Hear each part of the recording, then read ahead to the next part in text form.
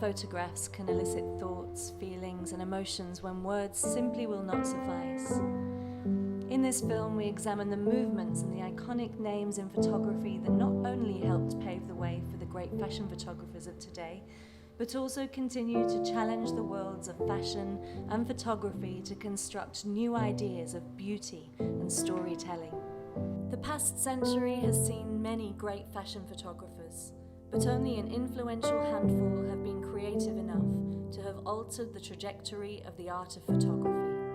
At the forefront of the movement was Edward Steichen, whose pioneering work in the early part of the 20th century essentially constructed the creative discipline which photography, for the most part, still adheres to today. The 70s saw Helmut Newton and G. Boudin bring their unique brands of sexuality and surrealism to the art form, helping redefine its purpose and push its artistic limits. But the art of a good fashion campaign isn't set in stone. Fashion photography, like art, moves with its leading talents and the prevailing cultural zeitgeist to remain fresh and relevant. To understand them both a little better and see how we arrived at where we are today, we've compiled a collection of some of the most important eras in the evolution of fashion photography over the past 100 years. 1910 to 1934, Edward Steichen and the birth of fashion photography. Edward Steichen, the founding father of modern fashion photography, undertook the task of promoting fashion as fine art via the medium of photography. To do this, he curated a series of photographs of the gowns created by the renowned French photographer Paul Poiret, which were published in the 1911 April issue of Art et Décoration magazine. Considered the very first modern fashion photographs, they emulated the aesthetics, movement, and details of his clothes. His style was model-centric, capturing models in typical portraiture style with meticulous use of lighting. The result showcased lavish and elegant pieces that were indicative of their time. Another game-changing move which widened the appeal of modern fashion. In 1909, when the successful publisher Condé Nast purchased American lifestyle magazine Vogue, by creating the world's premier fashion publication, Nast gave photographers such as Steichen and Cecil Beaton a platform to showcase their work to a huge new audience. The follow-up launch of Vanity Fair in 1913 saw both brands battling Harper's Bazaar to become the top fashion magazine in America. Steichen and Vogue ultimately mapped the blueprints for almost all fashion advertising that was to come in the years after. 1934 to 1944, Harper's Bazaar and the Design Laboratory. For many years, Harper's Bazaar lacked the edge it needed to compete with the Condé Nast publications. However, the magazine's fortunes changed in 1934, when the photographer Alexei Brodovich was appointed as the artistic director. Harper's Bazaar started down a new path that would change the landscape of fashion photography forever. Brodovich implemented radical layout concepts through typography and vivid imagery. It was his fusion of elegance and innovation that transformed the fortunes of Harper's Bazaar, securing its long-term future. Brodovich also started a course at the Pennsylvania Museum School of Industrial Art in 1933, called the Design Laboratory, where he taught the full spectrum of modern graphic design principles, contributing to his long-living legacy. 1944 to 1960, Avedon in motion.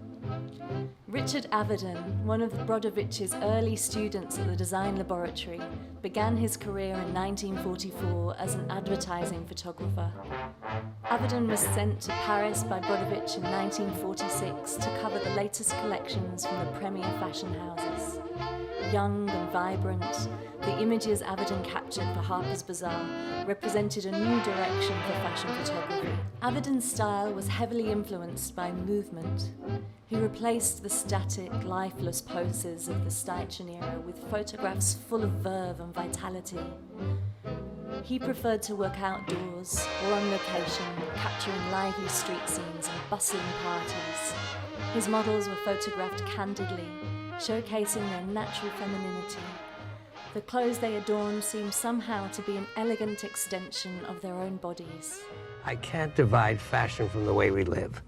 We don't just have teenage girls leaning over pianos with their backsides up. We all want to dress well. We're good people. And I thought, why can't I merge everything I feel socially, what I feel about a little bit about the way we live, into a fashion story? But there was no magazine that was interested in it. 1960 to 1970, swinging London and the Bailey years. Avedon's move to shoot his models candidly was a real turning point for fashion photography. Those such as David Bailey used this candid style extensively to capture the new and exciting times of swinging London in the 60s. Bailey's photography for British Vogue added to the Avedon's ideas by giving them an even more youthful energy, while his carefree approach linked models, setting and lifestyle like never before. 1970 to 1980, nudity, sexuality, surrealism. By the 70s, a resurgence in studio work was well underway, taking direction from photographers such as Steichen, Beaton and Penn. This movement was defined by its exploration of female nudity, overt sexuality, and surrealism. Having signed a deal to transfer from Harper's Bazaar to Vogue in 1966, Avedon decided to return to the studio for much of his fashion photography work. Referencing the glamour and freedom of the previous 20 years, his shoots for Versace through the 70s and 80s were inventive and exciting. His trademark use of movement was still present, as was his celebration of vitality and confident female sexuality. G. Bourdain contrasted Avalon's work by relying on sexual image to construct a separate narrative. Bourdain's critics posit that his style was completely reductive of the female form, presenting it in an exclusively erotic light, which in turn promoted misogynistic views of women. These portrayals would even become violent, as some of his photographs depicted dead and dismembered women. His advertising work in the late 70s often portrayed women as submissive, a strict counterpoint to works by contemporaries like Helmut Newton and Avedon. However, his imagery is undeniably captivating, and the use of bright colour, stage surrealism, and sex has influenced the work of many modern fashion photographers. 1980 to 2000, arrival of the American mega brands Ralph, Calvin, and Donna. The 80s were the start of a brave new world for fashion photography as commercialism suddenly reared its head. Fashion was starting to carry more importance among Europe and America's burgeoning middle class as they took more of an interest in what they wore. A standout campaign for Calvin Klein jeans from 1981, featuring a 15-year-old Brooke Shields, saw Shields proudly declare, "You want to know what comes between me and my Calvins? Nothing." Almost overnight, it made Calvin Klein jeans a highly desired product. The 90s were seen by many as the golden age of the fashion ad campaign, as it portrayed strong female role models with the likes of Donna Karan, as well as striking ads for DKNY and Ralph Lauren. Labels used a combination of sex and supermodels as the foundations of their campaigns, drawing a link between the model's natural beauty and the products being advertised. Calvin Klein, of course, was at the forefront of this movement with their iconic campaign featuring Mark Wahlberg and Kate Moss. The pair topless as they posed in their Calvin Klein underwear and jeans. The black and white shoot by Bruce Weber captured the new direction of the company, minimal yet direct. Success was seen in Calvin Klein's rise. He was on the cover of Rolling Stone wearing my jeans and underwear, and his body was perfection. The images are still valid. They're still hot, they're still sexy, they still say something. The photography is wonderful. Nothing happened by accident. There was a strategy behind everything that we've done. 2000s, Tom, Testino and Terry. As mankind has thoroughly established over the decades, sex sells. Sex appeal in the 70s is drastically different to its modern perceptions. The new age of hypersexuality in advertising is twofold. Its purpose is to create a shock factor, attracting attention whilst also selling the product. Tom Ford is notorious for using this form of advertising to sell his products. The iconic campaign for his first fragrance, For Men, shot by Terry Richardson in 2007, included almost graphic sexual imagery. First of all, you're flipping through a magazine. You're selling a men's fragrance. Now, where are you going to put it that a man is going to look at it and notice? Between a woman's breasts or between her legs. I also did that one. But there was a gay version with the bottle between a man's ass, which only ran in a few publications. But again, who's your market? What do they want to see? Put the product there. Why not? And maybe this is one of those things that one struggles with. All of us in the fashion industry objectify men and women. We're using the human form to sell products. And so, yes, a lot of times we are creating something that is, in real life, unattainable.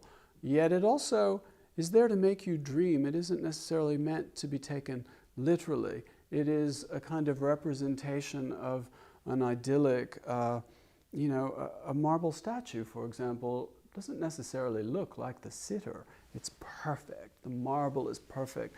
Everything. It's an impressionistic view. And as a fashion designer, you create that sort of dream world where things are perfect. That is the kind of ideal dream world. And I think it's important with fashion to be a little irreverent. It's supposed to be fun. The campaign caused a lot of controversy as well as a lot of exposure for Ford. Though a bold move for Ford, it proved the old adage, there's no such thing as bad publicity. Although not averse to using sexual imagery in his advertising, in the 2000s, photographer Jürgen Teller allowed Marc Jacobs' promotional campaigns to stand out amongst the highly stylized shoots other brands were doing.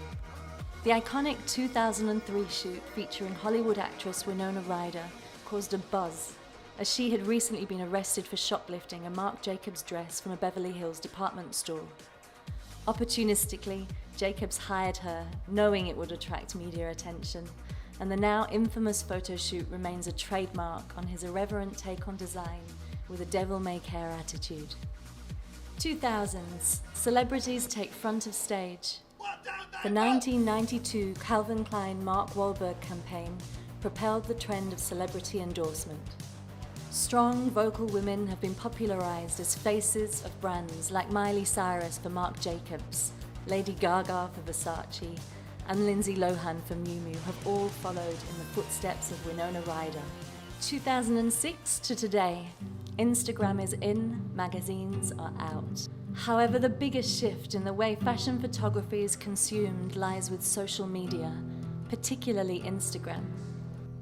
Between 2006 and 2013, the amount of pages dedicated per year to advertising in Vogue fell by 16%.